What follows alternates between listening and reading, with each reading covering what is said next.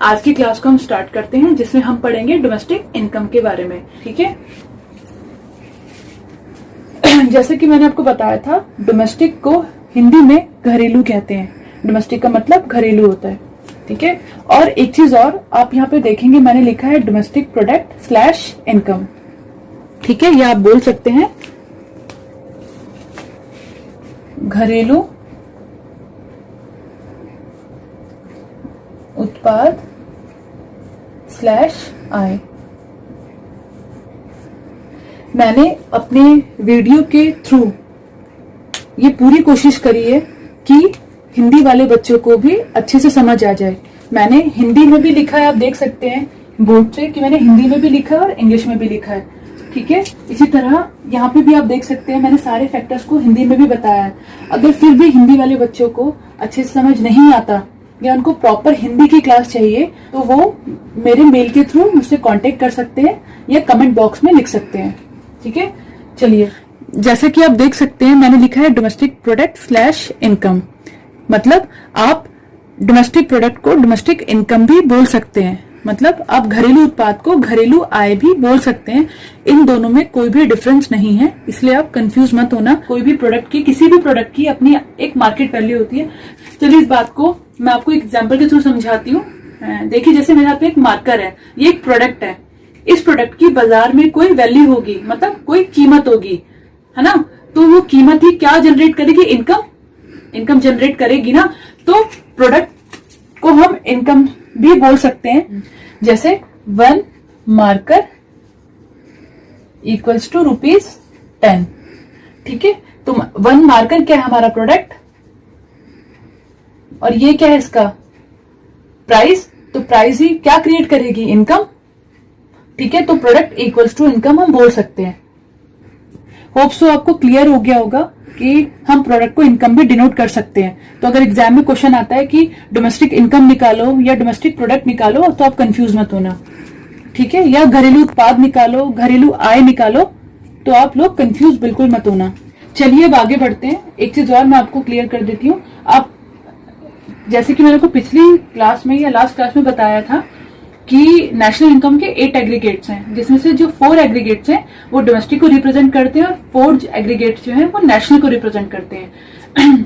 ठीक है, तो यहाँ पे क्योंकि हम डोमेस्टिक के बारे में पढ़ रहे हैं, डोमेस्टिक के कॉन्सेप्ट को समझ रहे हैं, तो हम उन्हीं 4 एग्रीगेट्स को लेंगे जो डोमेस्टिक को डिनोट करते हैं। और हिंदी वाले बच्चे भी इस चीज को समझ लें कि राष्ट्रीय आय के 8 निर्धारक तत्व हैं, जिसमें से 4 निर्धारक तत्व घरेलू को दर्शाते हैं और 4 निर्धारक तत्व राष्ट्रीय को दर्शाते हैं। तो अभी हम क्योंकि घरेलू के अवधारणा को समझ रहे हैं, तो हमने 4 वही एग्रीगेट्स या निर्धारक तत्व लिए हैं जो आपको घरेलू के बारे में समझाएंगे। ठीक है, चलिए फिर अब हम आगे बढ़ते हैं। जैसे कि मैंने यहाँ पे लिखा है domestic in GDP MP, GDP at FC, NDP at MP and NDP at FC indicates that it includes goods and services produced by all factor of production located within the domestic territory, whether produced by resident and non-resident of India। चलिए, इस बात को अब हम अच्छे से समझते हैं। जैसे कि मैंने यहाँ पे लिखा है कि it includes goods and services produced by all factor of production, means यहाँ पे जो गुड्स एंड सर्विसेज आएंगे वो फाइनल गुड्स एंड सर्विसेज आएंगी। ठीक है, इंटरमीडिएट गुड्स एंड सर्विसेज नहीं आएंगी। अब ये इंटरमीडिएट क्या होती है, फाइनल गुड्स क्या होता है, वो मैं आपको आगे समझाऊंगी। ठीक है, तो यहाँ पे जो गुड्स और सर्विसेज का प्रोडक्शन होगा, वो प्रोडक्शन कौन करेगा? मतलब वो प्रोडक्शन प्रोड्यूसर करेगा। ठीक है, with the help of 4 factor of production की हेल्प से करेगा। अब ये 4 फैक्टर ऑफ प्रोडक्शन मैं अभी थोड़ा सा आपको एक समझा देती हूँ क्या है, बाकी इसके बारे में धीरे धीरे हम आगे पढ़ते रहेंगे। जो ये फैक्टर ऑफ प्रोडक्शन होने चाहिए वो कहाँ सिचुएटेड होने चाहिए? डोमेस्टिक टेरिटरी के अंदर।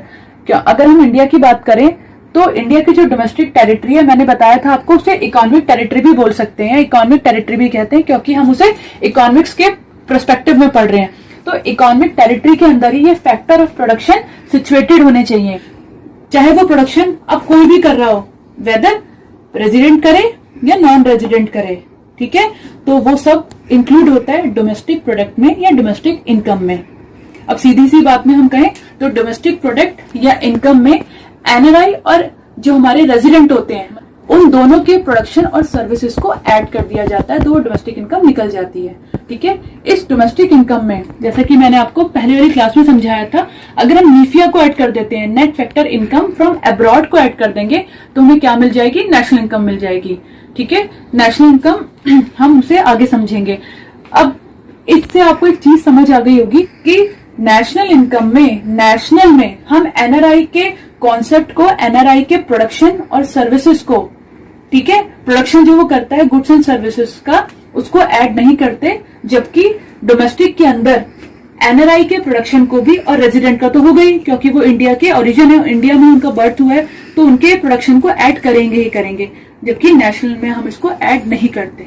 ठीक है, अब रेजिडेंट कौन होते हैं इसको हम अभी पढ़ेंगे। पहले मैं हिंदी वाले बच्चों के लिए एक बार डिक्टेट कर देती हूँ। जैसे कि मैंने आपको लास्ट क्लास में समझाया था, राष्ट्रीय आय के 8 निर्धारक तत्व हैं, जिसमें से 4 मैंने बताया अभी किसको दिखाते हैं, घरेलू की अवधारणा को व्यक्त करते हैं। तो उन्हीं 4 के बारे में मैंने यहाँ पे समझाया है अभी। ठीक है, घरेलू के अंदर किन वस्तुओं और सेवाओं के उत्पादन को जोड़ा जाएगा। ठीक है, तो हम घरेलू के अंदर उन्हीं वस्तुओं और सेवाओं के उत्पादन को जोड़ेंगे जिनका उत्पादन हमारी घरेलू सीमाओं के अंदर या देश की सीमाओं के अंदर हुआ है, आर्थिक सीमाओं के अंदर।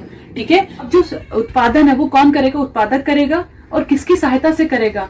वो करेगा उत्पादन के कारकों की सहायता से। मतलब उत्पादन के जो कारक हैं वो 4 हैं, भूमि, श्रम, पूंजी, उद्यम।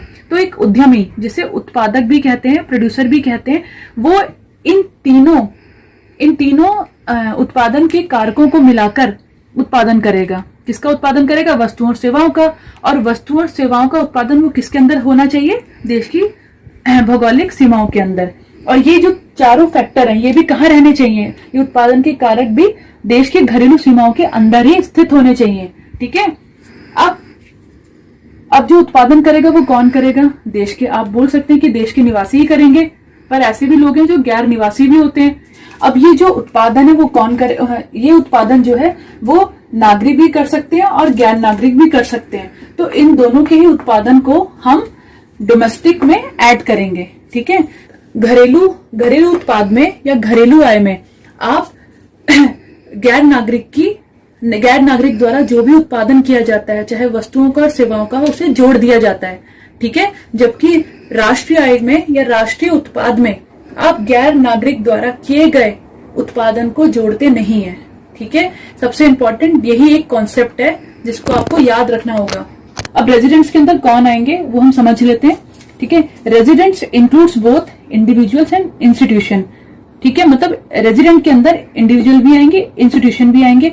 अब कौन से इंडिविजुअल और इंस्टीट्यूशन आएंगे जो इन 2 कंडीशन को सेटिस्फाई करेंगी? पहली कंडीशन है कि who resides in the country. ठीक है, तो चाहे वो इंडिविजुअल हो चाहे इंस्टीट्यूशन, वो कहाँ होनी चाहिए? कंट्री के अंदर। ठीक है, और दूसरी कंडीशन है कि centre of economic interest lies in that country. मतलब इकोनॉमिक इंटरेस्ट मतलब है आपकी इकोनॉमिक एक्टिविटी जहां पे मनी जनरेट हो। ऐसी कोई भी एक्टिविटी जो मनी प्रोड्यूस करती है, मनी जनरेट होती है, उन सबको इकोनॉमिक एक्टिविटी कहा जाता है, इकोनॉमिक इंटरेस्ट कहा जाता है। लेकिन कुछ ऐसी बेसिक इकोनॉमिक एक्टिविटी होती है, इकोनॉमिक इंटरेस्ट होते हैं, जो हमारी मतलब ह्यूमन को, कंज्यूमर की वांट्स को सेटिस्फाई करते हैं, जो बेसिक नीड्स को सेटिस्फाई करते हैं, उन्हें बोलते हैं इकोनॉमिक इंटरेस्ट। अब उसमें क्या क्या आता है? उसमें आता है आपका कंजप्शन आता है, आपका एक्सपेंडिचर आएगा, आपका इन्वेस्टमेंट आएगा, आपका प्रोडक्शन आएगा। ये चारों जो है आपकी मेन जो है इकोनॉमिक एक्टिविटी है। तो चाहे वो इंडिविजुअल या इंस्टीट्यूशन, अगर वो दोनों कंडीशन को सेटिस्फाई कर देते हैं तो वो रेजिडेंट की कैटेगरी में आ जाएंगे। ठीक है, अब बात करते हैं नागरिक, मतलब हिंदी में समझने की। तो नागरिक कौन है? नागरिक के अंतर्गत कौन आएंगे? नागरिक के अंतर्गत व्यक्ति भी आ सकते हैं और संस्था भी आ सकती हैं। ऐसे व्यक्ति और संस्था आएंगी जो इन दोनों कंडीशंस को या शर्तों का पालन करेंगे। तो पहला कहता है जो देश की भौगोलिक सीमा के अंतर्गत आते हो, ऐसे व्यक्ति और संस्था जो देश की भौगोलिक सीमा के अंतर्गत आते हो। ठीक है, मतलब वो देश के अंदर ही हो। और दूसरा है जिनकी आधारभूत आर्थिक क्रियाओं का केंद्र वो देश हो। वो सब हमारे नागरिक के अंतर्गत आएंगे। पर ये आर्थिक क्रियाएं क्या होती हैं? तो जैसा कि आपको नाम से ही समझ आ रहा है, आर्थिक क्रियाएं आप सब जानते हो, क्रियाओं में सब चीजें आती हैं, बैठना उठना ये सब क्रियाएं हैं। लेकिन जब जिसके साथ आर्थिक शब्द जुड़ जाए, इसका मतलब है कहीं ना कहीं उन क्रियाओं से पैसों का निर्माण हो रहा है, पैसों का उत्पादन हो रहा है। ठीक है, तो आर्थिक क्रियाएं कौन सी होती हैं? आर्थिक क्रियाएं वो हैं जो हमारी मूलभूत आवश्यकताओं की पूर्ति को करते हैं। अब जो आधारभूत आर्थिक क्रियाएं हैं वो है उत्पादन करना, उपभोग करना, निवेश करना और विनिमय करना। मतलब चलिए लास्ट में आपको जो फैक्टर ऑफ प्रोडक्शन है या उत्पादन के जो 4 कारक हैं उसके बारे में थोड़ा सा बता देती हूँ। फैक्टर ऑफ प्रोडक्शन, ये जो उत्पादन के 4 कारक हम मानते हैं, मतलब ये प्राइमरी फैक्टर्स हैं। ठीक है, मतलब ये मेन फैक्टर्स हैं जिनके बिना प्रोडक्शन नहीं हो सकता। 4 फैक्टर्स हैं लैंड, लेबर, कैपिटल, एंटरप्राइज या एंटरप्रेन्योरशिप भी आप कह सकते हैं। हिंदी में लैंड को भूमि, लेबर को श्रम, कैपिटल को पूंजी, एंटरप्राइज को उद्यम का है। एंटरप्रेन्योर जो होते हैं उन्हें उद्यमी कहा जाता है, मतलब बिजनेसमैन आते हैं इस कैटेगरी में। अब ये चारों फैक्टर की हेल्प से प्रोडक्शन को किया जाता है। ठीक है, मतलब उत्पादन को किया जाता है। लैंड, लेबर, कैपिटल का जो इन तीनों को कंबाइंड करने की जो रिस्पॉन्सिबिलिटी है, मतलब जो उत्तरदायित्व है इन तीनों कारकों को मिलाने का, वो किसके ऊपर होता है? एंटरप्रेन्योर, उद्यमी के ऊपर होता है। अगर उद्यमी रिस्क ही नहीं लेगा, ठीक है, तो प्रोडक्शन कैसे होगा? तो एक उद्यमी ही, जैसे उद्यमी का आप एग्जाम्पल समझ सकते हैं, हमारे टाटा जी हैं और हमारे अंबानी जी हैं, ये सारे क्या है? हमारे बिजनेसमैन हैं। ये बिजनेसमैन ही इन सब फैक्टर्स का यूज करके प्रोडक्शन को करते हैं। ठीक है, तो अब जब ये फैक्टर का यूज कर रहे हैं, है ना, तो उस फैक्टर की पेमेंट भी करनी होती है। ठीक है, तो उसे फैक्टर पेमेंट कहते हैं। ठीक है, क्योंकि हम इन 4 फैक्टर्स की सर्विसेज का यूज कर रहे हैं। ठीक है, और इन चारों का जो ओनर है या मालिक जो है वो कौन होता है? हाउस होल्ड होता है, जिसे गृहस्थ का क्षेत्र भी कहा जाता है या उपभोक्ता का क्षेत्र या कंज्यूमर का भी क्षेत्र कहा जाता है। ऐसा माना जाता है इकोनॉमिक्स के अंदर कि इन चारों फैक्टर्स का जो मालिक है, जो ओनर है, इन 4 फैक्टर्स का जो ओनर है वो कौन है? वो हाउस होल्ड है। ठीक है, ये हमारा फर्स्ट चैप्टर है जिसे मैं आपको बाद में समझाऊंगी। अभी आप समझ लीजिए कि प्रोडक्शन के 4 फैक्टर्स हैं लैंड, लेबर, कैपिटल, एंटरप्राइज, और उनकी जो इनकम है या उनको जो हम पेमेंट करते हैं उसे कहते हैं रेंट, वेजेस, इंटरेस्ट, प्रॉफिट। ठीक है, बाकी अब धीरे धीरे करके जब हम आगे बढ़ेंगे, क्वेश्चन सॉल्व करेंगे, तो आपको समझ आएगा इनका क्या यूज है। हिंदी में अगर बात करें तो भूमि, श्रम, पूंजी, उद्यम की जो इनकम है वो किराए, वेतन, ब्याज और लाभ के रूप में होगी। होप सो आपको आज का चैप्टर समझ आया होगा, कुछ कॉन्सेप्ट्स आपके क्लियर हुए होंगे। अगर फिर भी आपको कुछ डाउट्स है या कोई डाउट्स रह गया हो या आपको कुछ समझ ना आया हो तो आप कमेंट सेक्शन में लिख सकते हैं। अब नेक्स्ट क्लास में हम अब नेशनल की कॉन्सेप्ट को समझेंगे। ठीक है, फिर धीरे धीरे करके हम न्यूमेरिकल्स की ओर बढ़ेंगे, तो आप कोई भी क्लास मिस मत कीजिएगा। ठीक है, तब तक के लिए टेक केयर एंड बाय।